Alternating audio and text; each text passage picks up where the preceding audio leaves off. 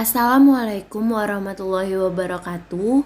Kami dari kelompok 8 yang beranggotakan Egi Gita Utami, Eka Wulansari, dan Elanda Aulia Fazila, saya sendiri akan mempresentasikan tentang penerapan aspek adab terhadap diri sendiri melalui pembelajaran akidah akhlak untuk meningkatkan kecintaan terhadap diri sendiri.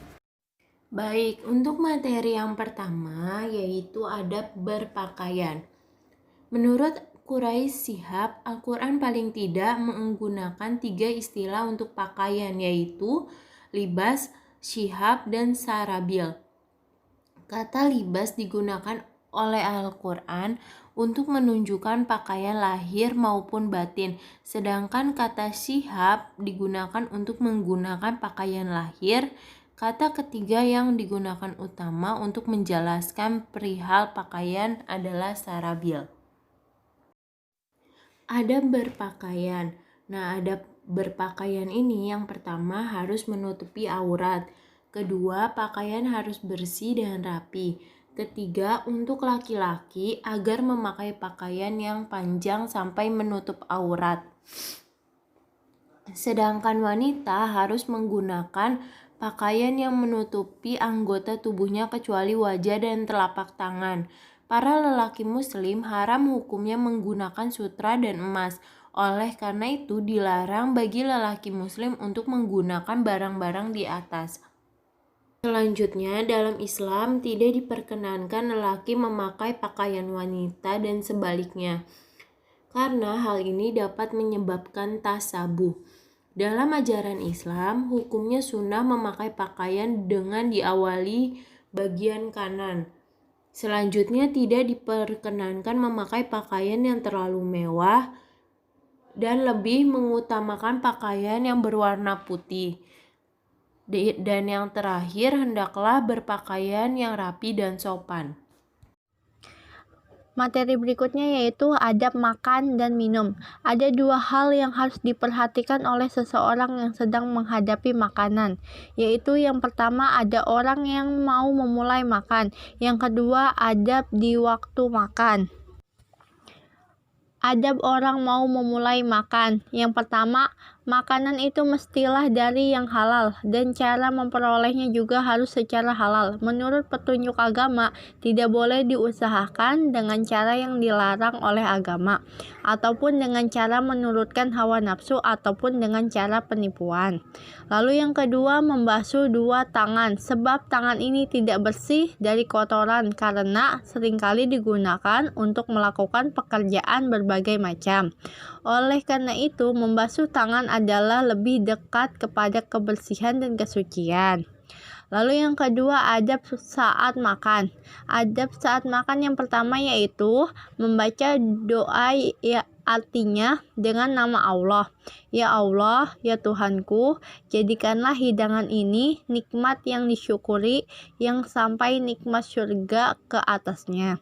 Lalu yang kedua, tidak memakan makanan yang sangat panas. Yang ketiga, tidak mencela makanan, kalau disukai dimakan, kalau tidak disukai ditinggalkan.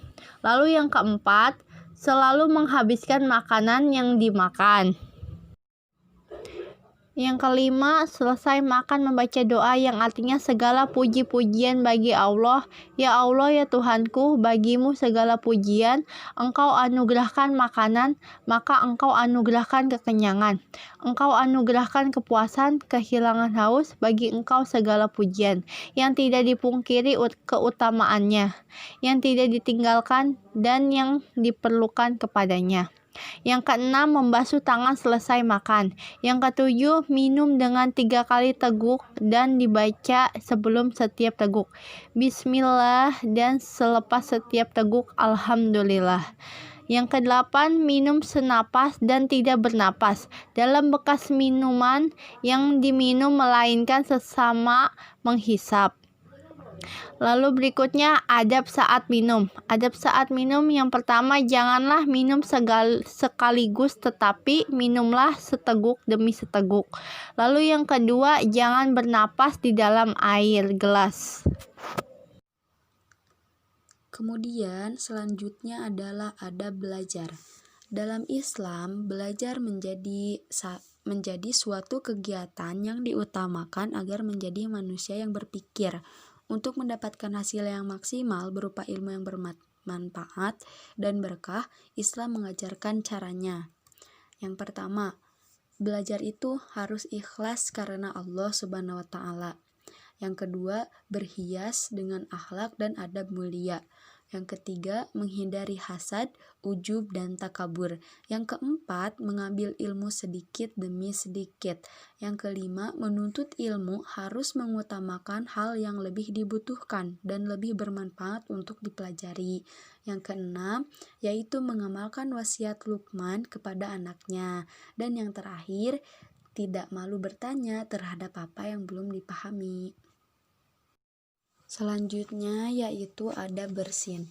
Bagi orang yang beriman, bersin adalah nikmat dari Allah Subhanahu wa Ta'ala yang patut kita syukuri.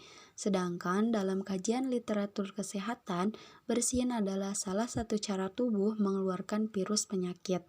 Dalam Islam, bersin harus sejalan dengan etika yang dicontohkan Rasul Muhammad SAW, yakni dalam hadisnya, jika salah seorang dari kalian bersin, hendaknya ia mengucapkan Alhamdulillah, dan saudara atau temannya hendaknya mengucapkan Yarhamukallah. Dan jika ia telah membaca Yarhamukallah, maka yang bersin hendaknya mengucapkan Yahdikumullah wa yuslih balakum. Semoga Allah memberimu petunjuk dan memperbaiki hatimu. Hadis riwayat Bukhari. Sekian presentasi dari kelompok kami, kurang lebihnya mohon maaf jika ada salah-salah kata, dan jika ingin bertanya silahkan. Kurang lebihnya mohon maaf. Wassalamualaikum warahmatullahi wabarakatuh.